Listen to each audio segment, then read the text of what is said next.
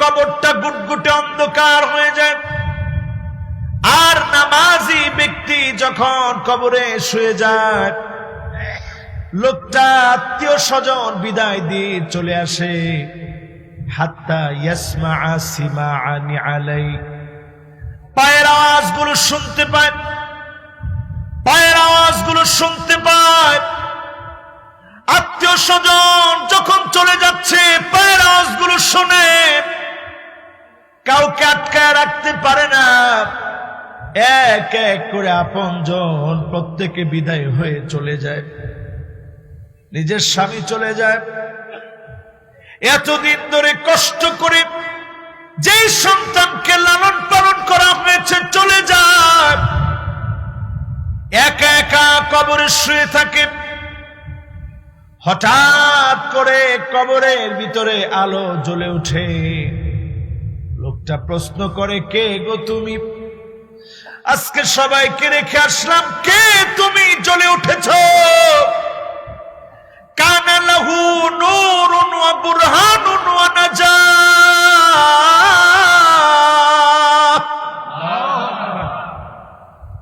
আমি আজকে তোমার নামাজ, অন্ধকার কবরে আলো হয়ে জ্বলে গেলাম, সাক্ষী হয়ে দাঁড়ায় গেলাম। আল্লাহ, গোলাম আপনার অনেক কষ্ট করে নামাজ আদায় করেছে, দয়া করে মাফ করে দেন। নামাজ যখন সুপারিশ করবে, যিনি মাফ করে দিবেন তিনি কি? এরপরেও কেমন করে নামাজ ছেড়ে দেন?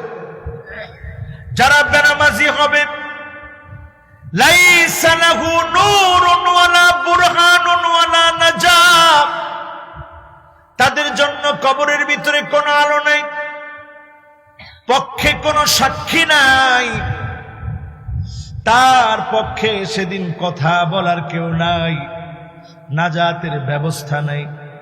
ওয়া কানা মা'a ফিরআউনা ওয়া হামানা ওয়া কারুন ওয়া উবাই বিন খালাফ, ব্যবসার কারণে, বাণিজ্যের কারণে নামাজ পড়েন নাই। দাগি আসামি উবাই বিন খালাফের সঙ্গে আপনার সেদিন হিসাব হবে। আপনি জালেম, আপনি জুলুম নির্যাতন করেছেন, ফেরাউনের মতো ডিক্টেটর ছিলেন, বেনামাজি ছিলেন, তার সঙ্গে আপনার হিসাব হবে। আর নামাজিদেরকে নূরানি কবরের ভিতরে যিনি নাজাত দিয়ে দিবেন তিনি কি? আমার ভাইরা, যারা মৃত্যুর প্রস্তুতি নিতে চান, চারটা নসিহত আলী রাদিয়াল্লাহু তাআলা আনহু প্রায় প্রায় স্মরণ করিয়ে দিতেন। মান আরাদা সাহিবাহু ফাল্লাহু ইয়াকফি, আল্লাহকে যদি সব চাইতে কাছের বন্ধু মনে করেন, যিনি আপনার জন্য সব চাইতে কাছের বন্ধু হয়ে যাবেন তিনি কি? আল্লাহরে কাছের বন্ধু মনে করেন। মুসা আলাইহিস সালাম একদিন আল্লাহর সঙ্গে কথা বলতে যাচ্ছেন। ওনার সবসময় ওনার উপাধি হচ্ছে কালিমুল্লাহ। তো কথা বলতে যাচ্ছেন, একজন লোক পাহাড়ের পাদদেশে দেখা, তুর পাহাড়ের উপরে উঠে কথা বলবেন। কি বিশাল পাহাড়! আমি নিজে যখন তুর পাহাড়ের উপরে উঠছি, আমার কাছে মনে হচ্ছিল জ্ঞান হারিয়ে যাবে, এত কষ্ট করে তুর পাহাড়ের চূড়ায় উঠছে। তো নবী মুসা আলাইহিস সালাম কথা বলতে যাচ্ছেন, লোকটা ডেকে বললেন, নবী মুসা, আপনি আল্লাহর একটু বললেন, আমার জন্য আল্লাহ একটু নিয়ামত দেয়। সুবহানাল্লাহ। নবী মুসা আলাইহিস সালাম আল্লাহর সঙ্গে অনেক কথা বললেন। ফিরে যাওয়ার সময় মনে হলো, আহারে, লোকটা তো আমার কাছে বলছিল যে আল্লাহর কাছে যেন একটু বলি, আল্লাহ যেন নিয়ামত দেয়। এবার আল্লাহ রাব্বুল আলামিনের কাছে নবী মুসা আলাইহিস সালাম বলছেন, আল্লাহ, লোকটারে, একটা লোক আপনার কাছে একটু নিয়ামত চেয়েছে, আমি আসার সময় আপনার কাছে বলার জন্য আমাকে বলেছে। আল্লাহ রাব্বুল আলামিন বললেন, নবী মুসা, তাকে কি আমি অনেক নিয়ামত দিব? নবী মুসা আলাইহিস সালাম বললেন, আল্লাহ অনেক নিয়ামত দান করে দেন। নবী মুসা আলাইহিস সালাম খুশি হয়ে গেলেন। ফিরার পথে মনে পড়ে গেল লোকটার একটু খবর নিয়ে আসি, লোকটা এখন কেমন আছে, কোথায় আছে, কিভাবে আছে। আল্লাহ তো অনেক নিয়ামত দিবেন বলেছেন। এবার খবর নিতে গেলে, খবর নিতে গিয়ে নবী মুসা আলাইহিস সালাম দেখে একটু আগেই লোকটা মারা গিয়েছে। নবী মুসা আলাইহিস সালাম অবাক হয়ে গেলেন, লোকদেরকে জিজ্ঞাসা করলেন কোন সময় মারা গিয়েছে। একটু আগেই তিনি মারা গিয়েছে। নবী মুসা আলাইহিস সালামের আর বুঝতে বাকি রইল না, অনেক নিয়ামতের জায়গা দুনিয়া না, অনেক নিয়ামত একমাত্র যেখানে দিবেন সেই জায়গা আল্লাহর কাছে, ঠিক কিনা বলেন? অনেক নিয়ামতের জায়গা দুনিয়া নয়, অনেক নিয়ামতের জায়গা কবরের জীবন থেকে শুরু হয়। অনেক নিয়ামতের জায়গা, অজস্র নিয়ামতের জায়গা, গুণে শেষ করতে পারবেন না এমন নিয়ামতের জায়গা। ওই নিয়ামতের জায়গা ঠিক করার জন্য আজকে যারা আমরা এখানে বসছি, একটু চিন্তা করেন কয়জন আমরা মৃত্যু পথের পথযাত্রী হিসাবে চিন্তা করছি। এরপরে আসেন, যারা এখানে বসলাম আমরা কতক্ষণ বাঁচবো আমরা কেউ জানি? মৃত্যু পথের পথযাত্রীদের সব সময়ের একটা ঠিকানা, যে ঠিকানা তাকে তার রবের সাথে সম্পৃক্ত করে দেয়, ওই ঠিকানাটার নাম হচ্ছে, ওই ঠিকানার নাম হচ্ছে তাওবা। সবাই বলেন কি নাম? আর একটু মহব্বত নিয়ে বলেন কি নাম? তাওবা। বেশি বেশি পরিমাণ তওবা করা। আর রুজুউ মিন সিফাতিন মাযমুমাতিন ইলা সিফাতিন মাহমুদা। আগে নিজেকে খারাপ কাজের ভিতরে দেখতেন, গুনাহের কাজের মধ্যে দেখতেন, একটু মন থেকে তাওবা করে ফেলেন, মুহূর্তের ভিতরে যিনি মাফ করে দিবেন তিনি কে? মুসা আলাইহিস সালামের কথা একটু আগেও বলছি, আবার একটু বলি। নবী মুসা আলাইহিস সালাম, অনেক দিন ধরে বৃষ্টি হচ্ছে না, বিশাল খোলা জায়গায় নবী মুসা আলাইহিস সালাম আল্লাহর কাছে হাত তুললেন, আল্লাহ ইলাহি আসকিনা গাইসাক ওয়ানশুর আলাইনা রাহমাতাক ওয়ারহাম বিল আতফালির রুদ্দাইন ওয়াশ-শুয়ুখির রুকাইন ওয়াল বাহাইমির রুদ্দাইন।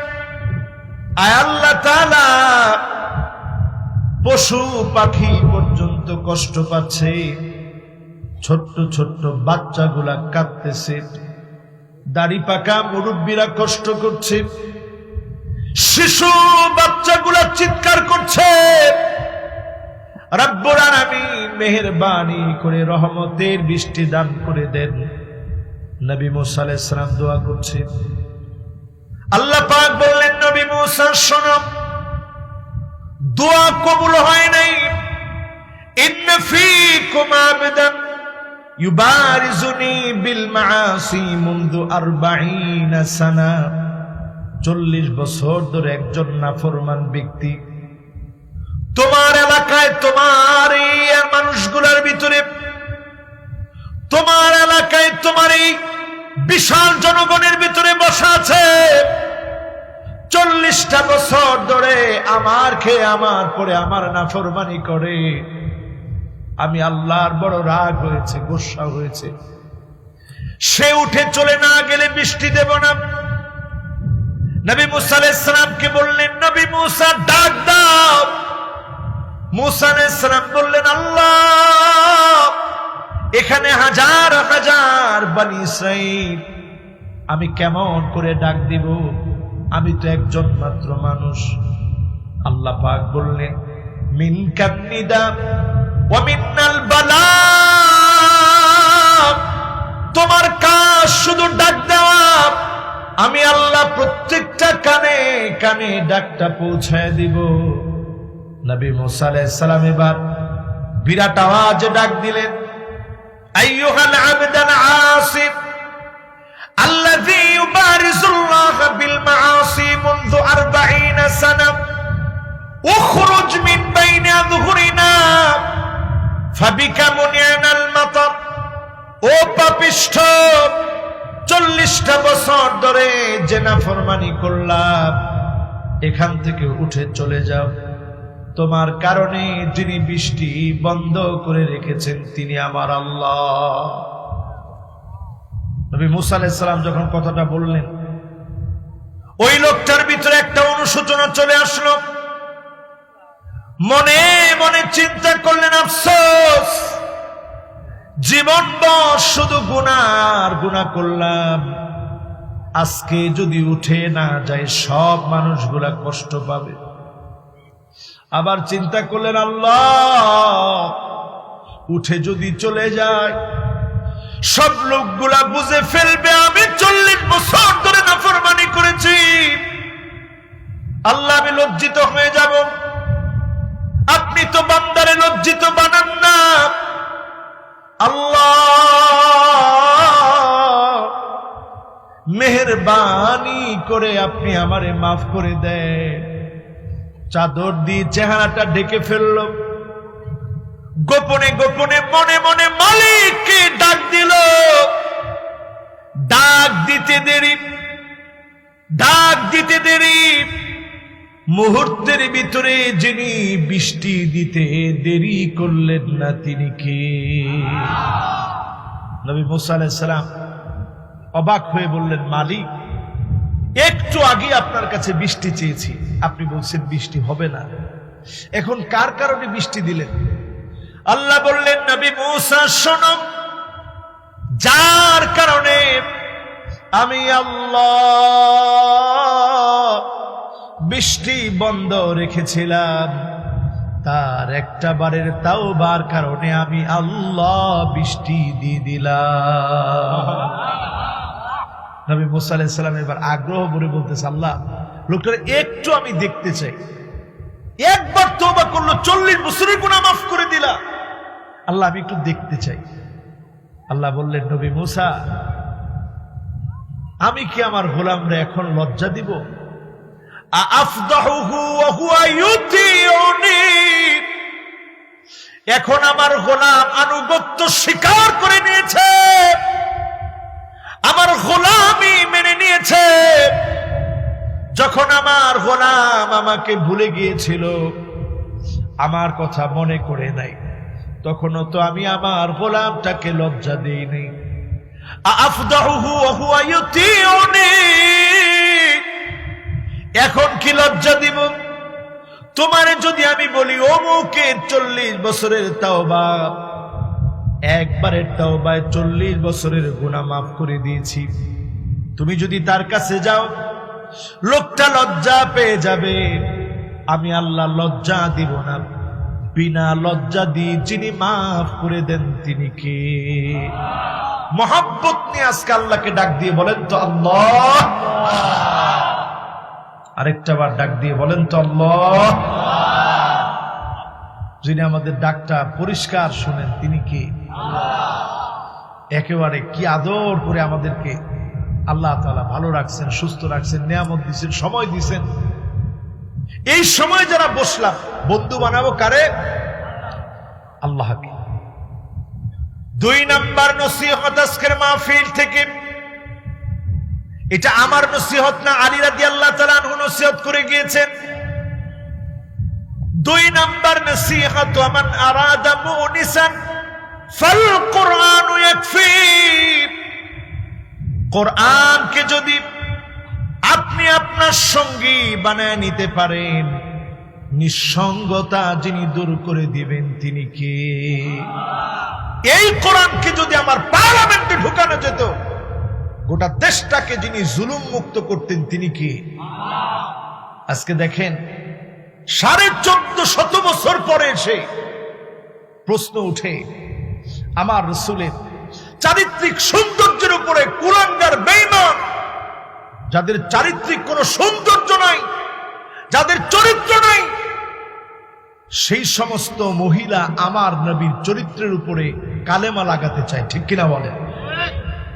আর সারা দুনিয়া ফুসলে উঠেছে, তোমরা আমার ঈদগাহে বাধা দিয়েছ। ভারতের ঈদগাহে মুসলমান নামাজ আদায় করেছে, সেই ঈদগাহের জামাত কেন বড় হলো? এজন্য মুসলমানকে তারা আঘাত করেছে।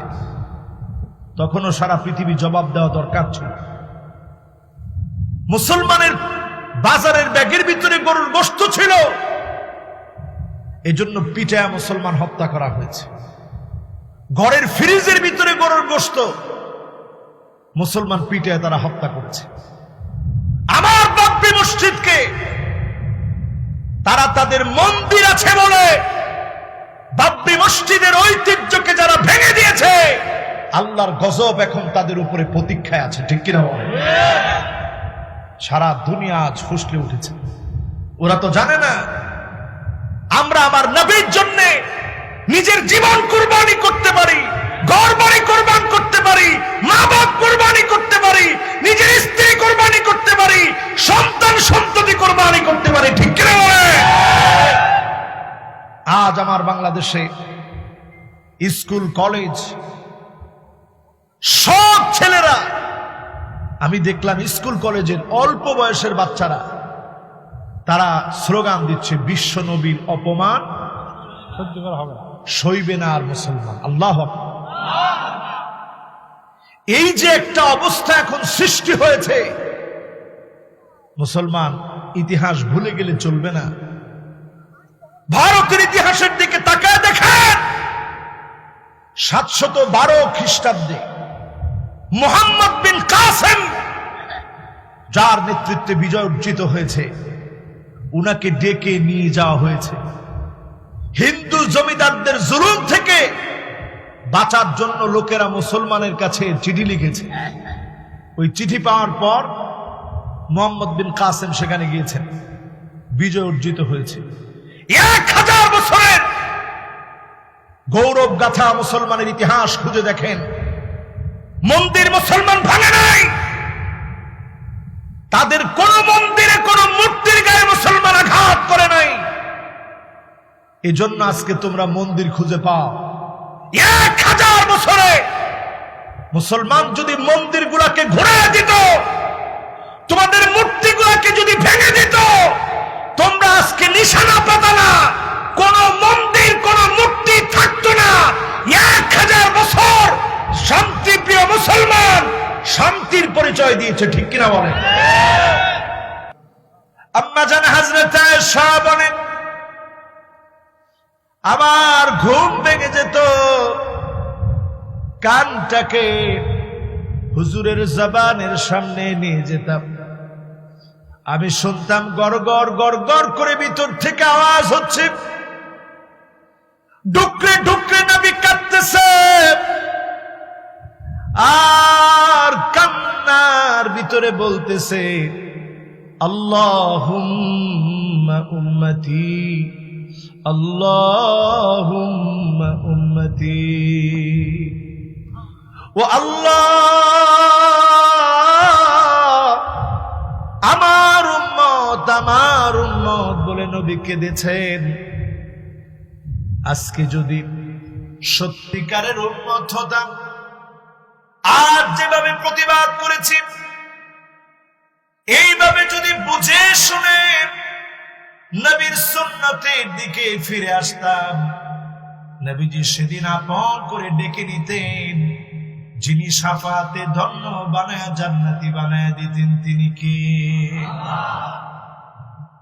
এত বন্ধু মনে করেন যাদেরকে, তারা আমার আসামে মুসলমান মেরেছে, এনআরসি করে আমার দেশে মুসলমানদেরকে পাঠিয়ে দিতে চায়, তাদের আরএসএস সারা পৃথিবীর মুসলমানদের বিরুদ্ধে চক্রান্ত করে। তারা তো এমন যারা 40,000 মসজিদে শিবলিঙ্গ আছে বলে মসজিদটাকে ধ্বংস করার পায়তারা করছে। আল্লাহ পাক ধরেন না, ধরেন না, ধরেন না, ধরা থেকে আবার জালেম রে ছাড়েন। এই জন্য সময় আসছে, ওয়ামাকারু ওয়ামাকারুল্লাহ ওয়াল্লাহু খায়রুল মাকিরিন। দ্বিতীয় নাম্বার বললাম, কোরআনের সঙ্গে সম্পর্ক বৃদ্ধি করো।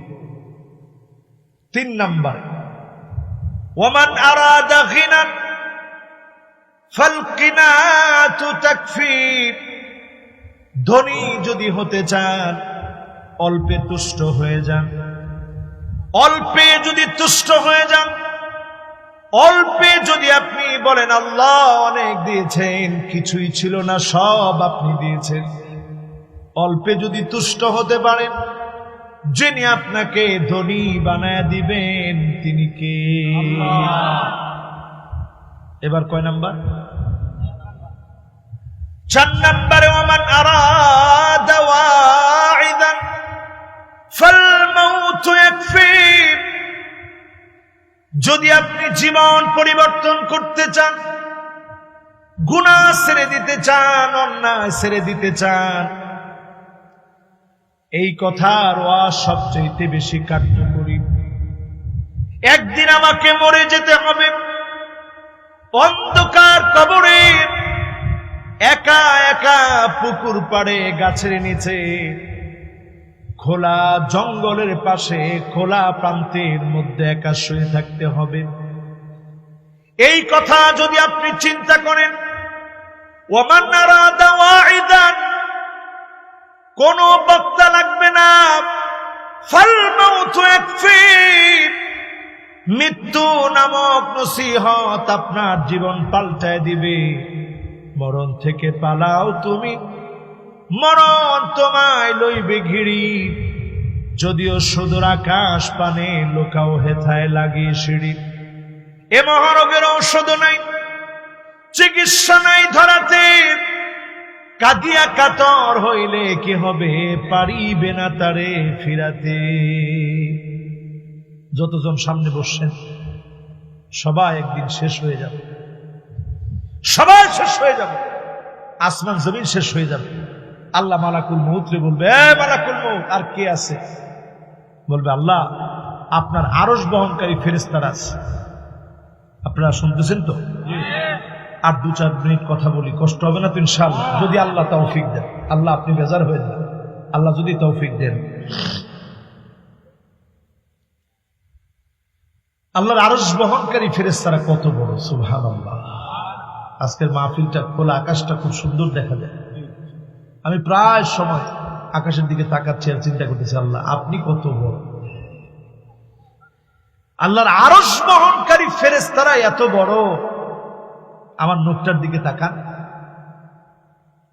আরশ বহনকারী ফেরেশতারা এত বড়, তাদের এক একটা নখ হবে এত বড়। যত সমুদ্র মহাসমুদ্র আছে, সমস্ত সমুদ্র মহাসমুদ্রের পানি আল্লাহর আরশ বহনকারী ফেরেশতাদের নখের মধ্যে রেখে দিলে এটা গড়ায়া পড়বে না। এত বড় আরশে আজিমের বহনকারী ফেরেশতারা। জোরে করে আল্লাহ বলবেন, মালাকুল মউত জান কবজ করো। মালাকুল মউত জান কবজ করার আগে আরশে আজিম চিৎকার করে উঠবে, আল্লাহ বহনকারী ফেরেশতাদের কি হবে? আল্লাহ বলবে, এরা সব আমার মাখলুক, প্রত্যেকের মৃত্যু হবে, আরশ বহনকারী ফেরেশতারা শেষ হয়ে যাবে।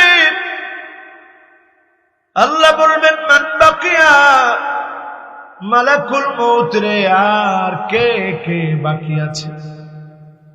আল্লাহ সব শেষ হয়ে গেছে, আপনার কয়েকজন সম্মানিত ফেরেশতা ছাড়া তো কিছুই নেই। আল্লাহ বলবে, মালাকুল মউত জানগুলো কবজ করো। জানগুলো কবজ করা হবে। জিবরিল আলাইহিস সালাতু ওয়াস সালামের মতো ফেরেশতার জান কবজ করা হবে। ইসরাফিল আলাইহিস সালামের জান কবজ করা হবে। সম্মানিত ফেরেশতাদের জান কবজ করা হবে। সিংহাটা একটা দৌড় মেরে আল্লাহর আরশে আজিমের মধ্যে লেগে থাকবে। ঠিক সেই সময় আল্লাহ তাআলা মালাকুল মউতকে বলবে, মালাকুল মউত আর কে কে বাকি আছে? মালাকুল মউত বলবে, আল্লাহ সব শেষ হয়ে গেছে, আমি মালাকুল মউত বাকি আছি। মালাকুল মউতের কাছে আসমানের জমিন, সাত আকাশ আর সাত জমিন একটা থালার মতো ছিল। যেই মালাকুল মউত এত এত মানুষের জান কবজ করেছে, সে মালাকুল মউতকে আল্লাহ বলবে, মুতিয়া মালাকুল মউত, মালাকুল মউত তোর মৃত্যু হোক, তুইও মরে যা। মালাকুল মউতের মৃত্যু হয়ে যাবে। আমার আল্লাহ সেদিন ডাক দিয়ে বলবে, ফাহাল্লি মিন শারীক ফালিয়াতি, কে ছিল আমার শরীক? আমার সাথে যারা শরীক বানাতাম, মনে করতাম তোমাকে সন্তান দিবে অমুকে, রিজিক দিবে অমুকে, চাকরি দিবে অমুকে, বরকত দিবে অমুকে, এমন শরীক গুলা কই একটু দাঁড়াতো দেখি। সেদিন আল্লাহ নিজে বলবে, লিমানিল মুলকুল ইয়াউম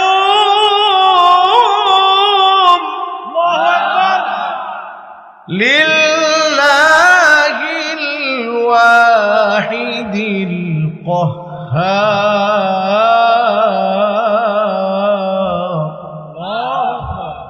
আল্লাহ নিজে ডাক দিয়ে বলবে, আজকের রাজত্ব কার? কোন আওয়াজ নাই, আল্লাহ নিজেই বলবে, আজকের রাজত্ব, আজকে রাজত্ব কাহ্হার একজন মালিকের। জোরে কোন আল্লাহু আকবার। যিনি প্রতিশোধ গ্রহণ করবে, যিনি জালেমের বিচার করবে, এমন এক মালিকের আজকের রাজত্ব। ওয়ামা قدروا حق قدره والأرض جميعا قبضته يوم القيامة।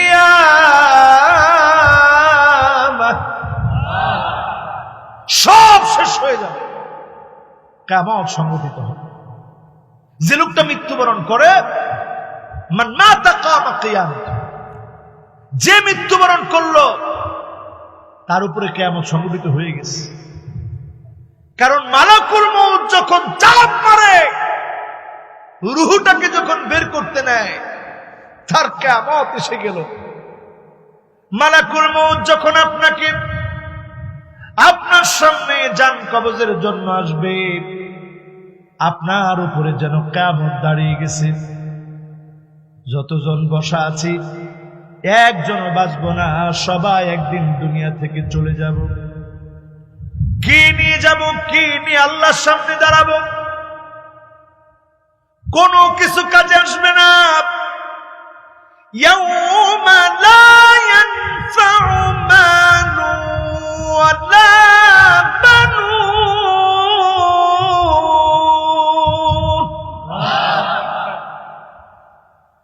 ইল্লা মান আতাল্লাহা বিকলবিন সালিম। কিচ্ছু কাজে আসবে না। নিরাপদ মন নিয়ে যদি বলেন, আল্লাহ আমি আসছি, যদি আল্লাহর গোলাম হয়ে দাঁড়াতে পারেন, যিনি রহমত করে মাফ করে দিবেন তিনি কে? আল্লাহ। একজন লোক আমলের বড়াই করে বাঁচতে পারবেন, আল্লাহ আমি অনেক বড় আমলকারী ছিলাম, অনেক বড় বক্তা ছিলাম, কিচ্ছু লাভ হবে না। শুধু যদি মালিক দয়া করে, এই দয়ার কারণে মাপ পেয়ে যাবেন। যিনি নাজাত দিয়ে জান্নাতি বানায় দিবেন তিনি কি? এখন অনেকে চিন্তা করে, হুজুর পাইছি সুযোগ, আল্লাহ তো দয়ার সাগর, নামাজ পড়লে পড়লাম, না পড়লে না পড়লাম, আল্লাহ তো মাফ করেই দিবে। আল্লাহ সেদিন অত্যন্ত কঠোর ভাবে হিসাব, কার উপরে জুলুম করবেন। ووضع الكتاب فترى المجرمين مشفقين مما فيه ويقولون يا ويلتنا ما لهذا الكتاب لا يغادر صغيرة ولا كبيرة إلا أحصاها ووجدوا ما عملوا حاضرا সব সেদিন আল্লাহর সামনে আল্লাহ পাক হাজির করবেন, বান্দাকে বলবেন এই অন্যায় তোর ছিল কি? সেদিন একজন ব্যক্তিও আল্লাহ রাব্বুল আলামিনের উত্থাপিত আমলনামার বিরুদ্ধে কোনো কথা বলতে পারবে না। কথা বলবো কেমনে? জবান তো বন্ধ। চামড়ার জবান খুলে দিবেন, চামড়া আপনার বিরুদ্ধে সাক্ষী দিবে, অঙ্গ প্রত্যঙ্গ গুলা সাক্ষী দিবে। সেদিন চামড়া প্রশ্ন করবে, আজকে আমি তোর বিরুদ্ধে সব বলে দেব। লোকটা বলবে, চামড়া তুই আজকে কেন আমার বিরুদ্ধে বলতেছ? আনতাকানা আল্লাহুল্লাযী আনতাকা কুল্লা শাই। আজ আল্লাহ সব কিছুর জবান খুলে দিয়েছে, আজ আর দেরি করব না, তোমার সব অন্যায়গুলো ফাঁস করে দিব। কোরআনুল কারীমের এই আয়াতটা যতবার তেলাওয়াত শুনবে, আরব দেশের শায়েখরা তেলাওয়াত করলে কাঁদে। وَيَوْمَ يُحْشَرُ أَعْدَاءُ اللَّهِ إِلَى النَّارِ وَيَوْمَ يُحْشَرُ أَعْدَاءُ اللَّهِ إِلَى النَّارِ فَهُمْ يُوزَعُونَ حَتَّى إِذَا مَا جَاءُوهَا شَهِدَ عَلَيْهِمْ سَمْعُهُمْ وَأَبْصَارُهُمْ شهد عليهم سمعهم وأبصارهم وجلودهم بما كانوا يعملون وقالوا لجلودهم لم شهدتم علينا قالوا أنطقنا الله الذي أنطق كل شيء وهو خلقكم أول مرة وإليه ترجعون